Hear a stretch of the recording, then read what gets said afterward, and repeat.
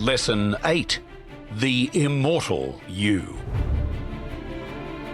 The Nobel Prize-winning quantum physicist Richard Feynman once said, "There is nothing in biology yet found that indicates the inevitability of death." This suggests that it is not at all inevitable and that it is only a matter of time before biologists discover what it is that is causing us the trouble. Ancient texts say that people once lived for hundreds and hundreds of years. Some lived for 800 years, some lived for 500 or 600 years, but longevity was commonplace. So what's happened? People changed what they believed. Instead of believing in living for hundreds and hundreds of years, people changed their beliefs over generations, and they came to believe in a reduced life expectancy. We have inherited those beliefs of a reduced life expectancy, as well as beliefs about the inevitability of sickness and the body deteriorating. From the time we are born, the belief of how long we can live and how the body changes through time has been sewn into the fabric of our subconscious minds. And from there, we literally program our bodies from an early age to live for a certain amount of time, and our bodies age and deteriorate according to how we program them.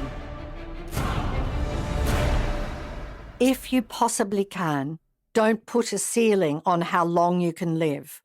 All it will take is one person to break the limits of life expectancy, and that person will change the course of life expectancy for all humanity.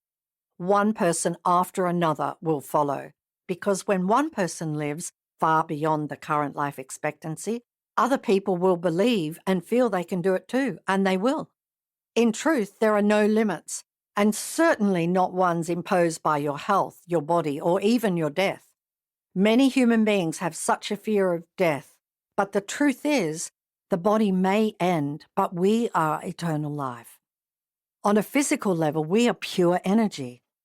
What does this mean? Well, when you break it down, everything in the universe is made of energy, including you. Starting with your body, you have your limbs and your organs, then your cells, then molecules, and then atoms. And then at the subatomic level, everything becomes energy. You are made of pure energy. How does all this make you eternal? For me, the answer to that question is one of the most magnificent parts of the teachings of The Secret.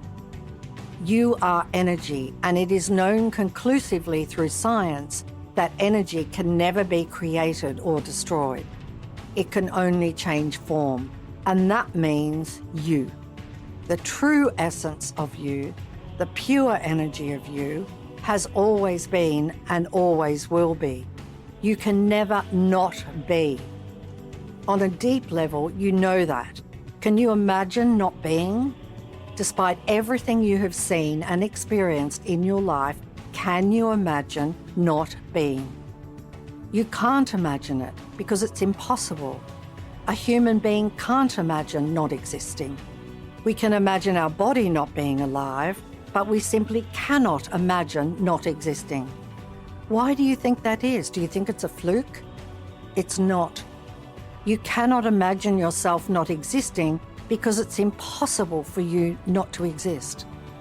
If you could imagine it, you could create it, and you can never create it. You have always existed, and you will always exist, because you are a part of creation. You are eternal energy. So what happens when a person dies? The body doesn't go into non-existence because there's no such thing. It integrates itself into the elements. And the being that is inside you, the real you, doesn't go into non-existence either. The very word being tells you that you will always be. When you die, you don't become a human being. And likewise, before birth, you are not referred to as a human about to be. You are an eternal being having a temporary human experience. If you stopped existing, there would be an empty space in the universe, and the whole universe would collapse into that empty space. Another way I like to look at it is that we are intelligent enough to trade in an old car when it's not serving its purpose anymore. We hand over the old car and we take possession of a newer model and continue our journey in our new car. The greater part of you is also intelligent enough to trade in the vehicle of your body when it's not serving its purpose anymore, update to a newer, better model, and continue on your journey in the new vehicle. Human bodies and cars are both vehicles, and you are the eternal driver. You can experience unlimited health and happiness in this body and this life, but never forget that you are eternal life expressing itself as you. You are the infinite being. You are all power. You are all wisdom. You are all intelligence. You are perfection. You are magnificence. You are the creator, and you are creating the creation of you on this planet.